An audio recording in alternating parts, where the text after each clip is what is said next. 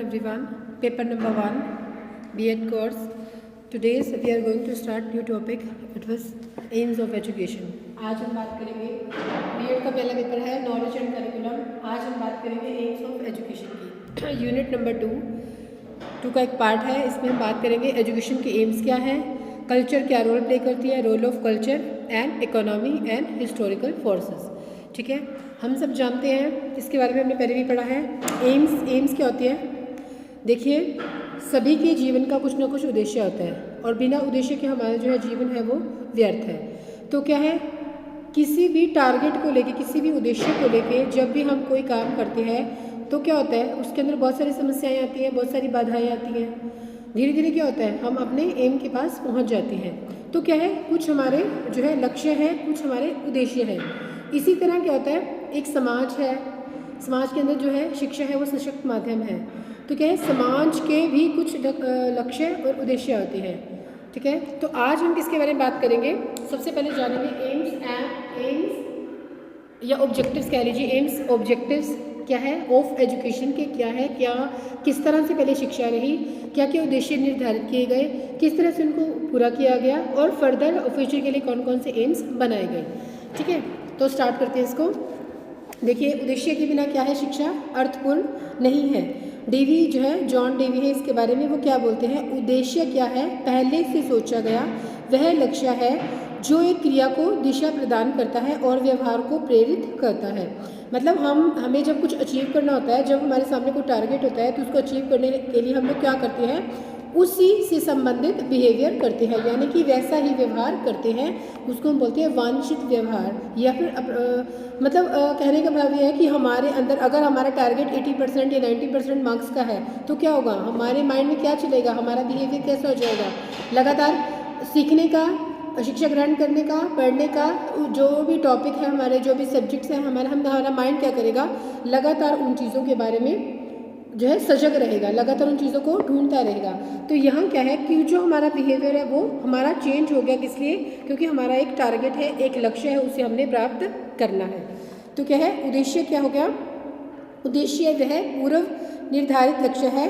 N aim is the predetermined goal and which stimulated क्या करता है, human activities to achieve it.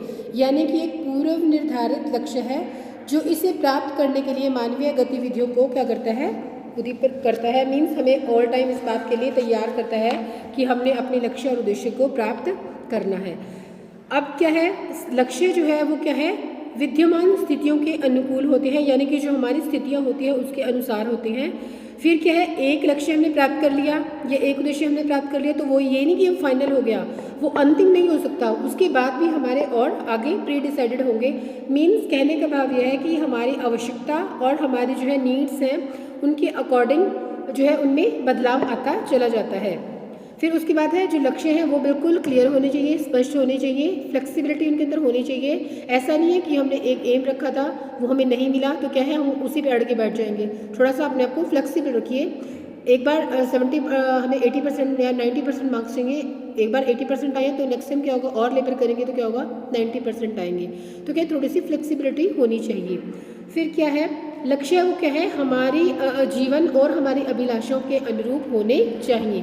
ऐसे भी लक्ष्य नहीं बनाने चाहिए कि जो कि उनको हम अचीव नहीं कर पाएँ. फिर है जॉन डेवी जो है वो क्या बोलते हैं, अच्छे उद्देश्य जीवन की वास्तविक परिस्थितियों से संबंधित होते हैं और क्या करते हैं, इन्हीं में ये विकसित होते हैं और इन्हीं के अंदर इन्हें प्राप्ति करने की कोशिश की जाती है. और एक अच्छा उद्देश्य विविध क्रियाओं की अवधि को प्रकट करता है. किसी उद्देश्य का अनुसरण करने वाले वास्तविक लक्ष्य वह उद्देश्य ही नहीं होते बल्कि क्रिया का मार्ग क्या करते हैं, क्रिया का मार्ग भी होते हैं, हमें दिशा निर्देश भी करते हैं और हमें वहाँ तक पहुँचने में हमारी सहायता भी करते हैं. अब बात करते हैं नीड फॉर एजुकेशन गोल्स. हमारी जो शिक्षा है उसके कुछ उद्देश्य हैं, वो उद्देश्य कौन कौन से हैं. जो लक्ष्य है, देखिए, लक्ष्य के बिना या उद्देश्यों के बिना जो है टीचिंग लर्निंग है वो कभी भी पूरा नहीं हो सकता, यानी कि शिक्षण प्रक्रिया को हम पूरा नहीं मान सकते हैं. तो क्या है, जो बनाने वाले हैं, लक्ष्य निर्धारित करने वाले हैं, अगर हम खुद ही निर्धारित करते हैं तो हम क्या करते हैं, थोड़ा सा इस तरह से डिसाइड करते हैं उनको कि उनको हम जो है एक पर्टिकुलर टाइम तक उनको अचीव कर पाएँ, यानी कि एक समय अवधि हम रखते हैं. तो क्या है, लक्ष्य जो है अध्यापक और विद्यार्थी दोनों को दिशा प्रदान करते हैं, यानी कि गोल डायरेक्टेड है, हमें दिशा निर्देश करते हैं। फिर क्या है, अर्थपूर्ण होनी चाहिए, उनका कोई मीनिंग होना चाहिए, ऐसे नहीं कि अननेसेसरी हमने कुछ भी सोच लिया उसको हमने अचीव करना है। फिर उसके बाद है शिक्षा लक्ष्यों के अनुसार शिक्षण की सभी विधियाँ, पाठ्यक्रम, मूल्यांकन और प्रणाली को आकार दिया जाता है तथा उनमें परिवर्तन किए जाते हैं। कहने का भाव यह है कि जो भी हमने लक्ष्य उद्देश्य निर्धारित किए हैं उनका कोई ना कोई अर्थ होना चाहिए, क्लियर होने चाहिए और वर्तमान परिस्थितियों के अनुसार होने चाहिए। अब बात करते हैं ये जो लक्ष्य है, उद्देश्य है, इनका क्या महत्व है हमारे लिए, शैक्षिक लक्ष्यों का क्या महत्व है। शिक्षा में है बहुत इंपॉर्टेंट स्थान दिया गया है इनको, चाहे फिलोसोफर्स हों, चाहे दर्शन शास्त्री हों, शिक्षा शास्त्री हों, कोई भी हो, किसी जो है शिक्षा के लक्ष्यों को बहुत ज़्यादा महत्वपूर्ण मानते हैं। अब क्या करना है, शिक्षा जो है किसी भी समाज को बनाती है, समाज का सुदृढ़ आधार है। तो शिक्षा जो है एक क्रमबद्ध और सुनियोजित क्रिया है जो क्या करती है, हमारे उसके लिए शिक्षा के उद्देश्यों को प्राप्त करने के लिए हमें क्या है, मजबूत बनना चाहिए, हमारे जो है उसी डायरेक्शन में हमें काम करना चाहिए। इससे क्या पता चलता है, कुछ हम लक्ष्य और उद्देश्य निर्धारित करते हैं, उन लक्ष्यों और उद्देश्यों के आधार पर हम ये देखते हैं कि हम उन्हें कहाँ तक अचीव कर पाए, उन्हें प्राप्त करने में हमें कौन कौन सी बाधाओं का सामना करना पड़ा और क्या हमने जो अचीव किया है वो हमारे लिए उद्देश्यपूर्ण है या नहीं है। ठीक है, तब देखते हैं शिक्षा क्या है, एक उद्देश्यपूर्ण प्रक्रिया है और शैक्षिक लक्ष्य क्या है, इस प्रक्रिया को वांछित दिशा प्रदान करते हैं।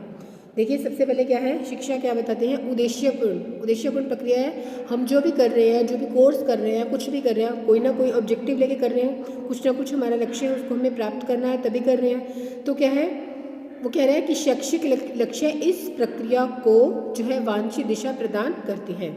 फिर लक्ष्य हमें बुद्धिमानी से कार्य करने में हमारी सहायता करते हैं। नेचुरल सी बात है, अगर हमारे सामने कोई डायरेक्शन है, हमारे सामने कोई ऑब्जेक्टिव है तो हम उस डायरेक्शन में काम करेंगे।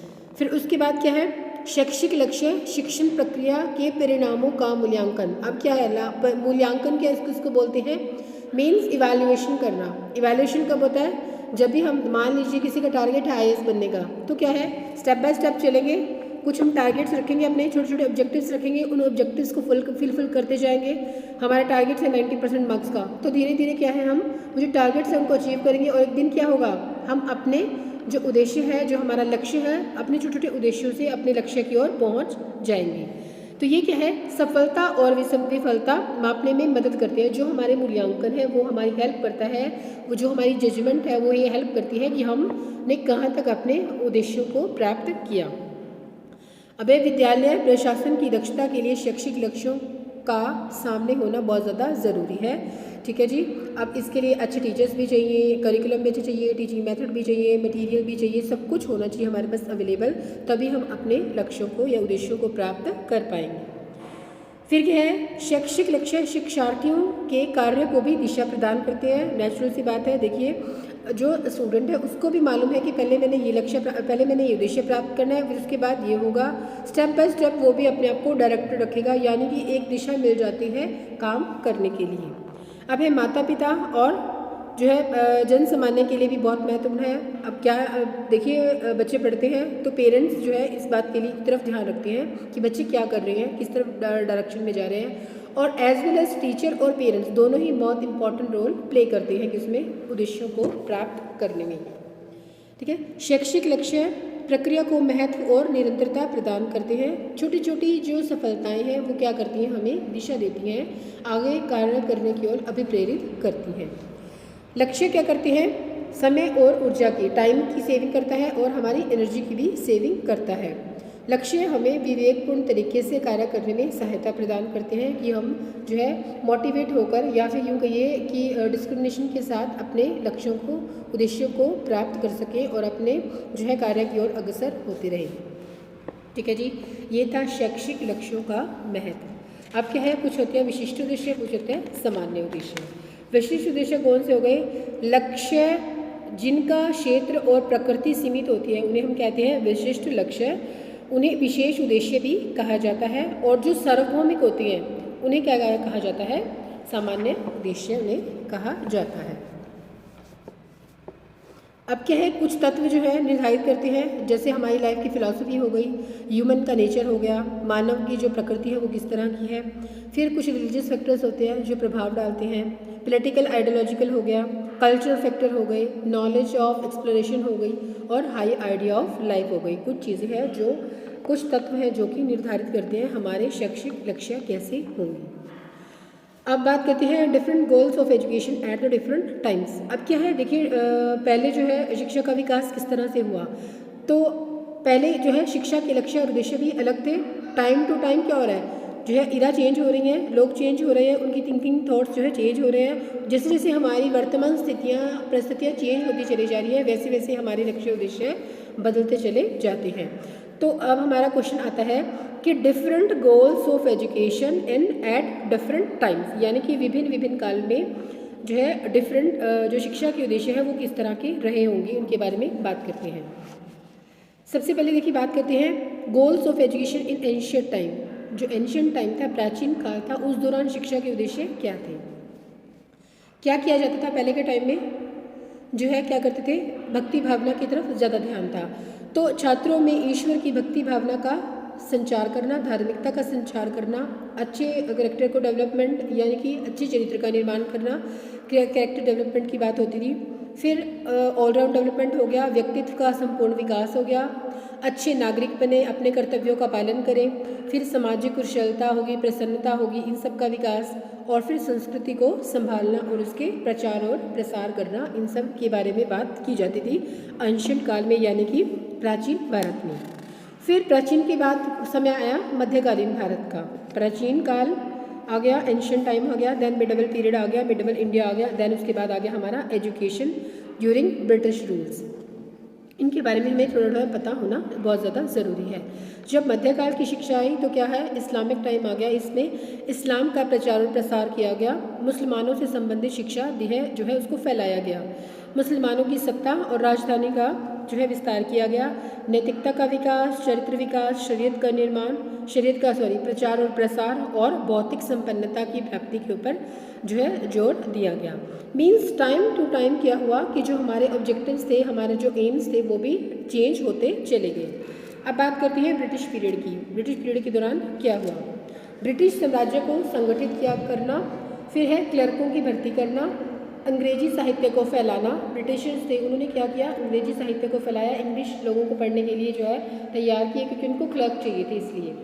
तो अंग्रेजी वस्तुओं, अंग्रेजी कपड़ों के प्रति लोगों के आकर्षण को बढ़ाना, अंग्रेजी नियमों की व्याख्या करना, उनकी श्रेणी तैयार करना और धार्मिक पुस्तकों का अंग्रेजी में जो है उनको ट्रांसलेट करना और साहित्य की रचना करना। क्या था, देखिए सब लोग हैं, टाइम टू टाइम हर कोई अपना रोल प्ले कर रहा है। जैसी उस टाइम की वर्तमान परिस्थितियों की रिक्वायरमेंट थी, उस समय की ज़रूरत थी, मांग थी, उसके अनुसार बच्चों को जो है तब के लोगों को शिक्षा दी गई। फिर टाइम टू टाइम समय के अनुसार जो है शिक्षा में बहुत सारे परिवर्तन हुए, बहुत सारी शिक्षा में जो है बदलाव आने शुरू हो गए। अब हम बात करते हैं फिर क्या हुआ कि 1948 की बात करते हैं। उदीयमान भारत में शिक्षा के उद्देश्य अलग रखे गए।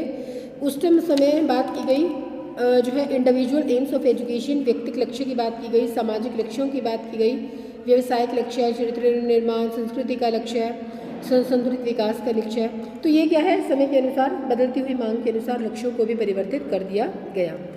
फिर इसके बाद बात करते हैं 1964-66 आया, 64-66 की बात करते हैं। जो है भारतीय शिक्षा आयोग के द्वारा कुछ जो है रिकमेंडेशंस दी गई, उसमें जो है इसके बारे में बात की गई शिक्षा के बारे में।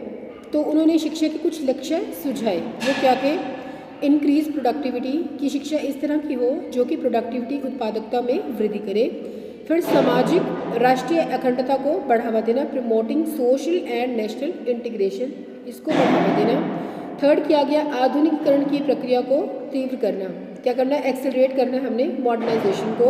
और क्या करना है, सामाजिक, नैतिक और आध्यात्मिक मूल्यों का परिपोषण करना, यानी कि क्या करना है हमें, मोरल स्पिरिचुअल वैल्यूज़ हैं उनको क्या करना है, उनको परिपोषित करना है, उनको कल्टीवेट करना है। तो जब उत्पादकता में वृद्धि हुई तो इसमें विज्ञान की शिक्षा देना हो गया, कार्य अनुभव वर्क एक्सपीरियंस के बिहाफ पे हो गया, और जो है जो भी करिकुलम बनाया जाए उसमें साइंस को, विज्ञान का बहुत अधिक उपयोग किया जाए। शिक्षा का व्यवसायीकरण किया गया। शिक्षा, इस तरह की शिक्षा दी जाए कि बच्चे जो पढ़ने वाले हैं वो किसी व्यवसाय का अनुभव भी ले सकें, यानी कि कुछ भी ऐसा उनको वर्क एक्सपीरियंस बताना या कुछ भी ऐसा उनको कार्यानुभव देना, कोई प्रैक्टिकल करवाना, जिससे कि वो अपने फ्यूचर में उनका प्रयोग कर सकें।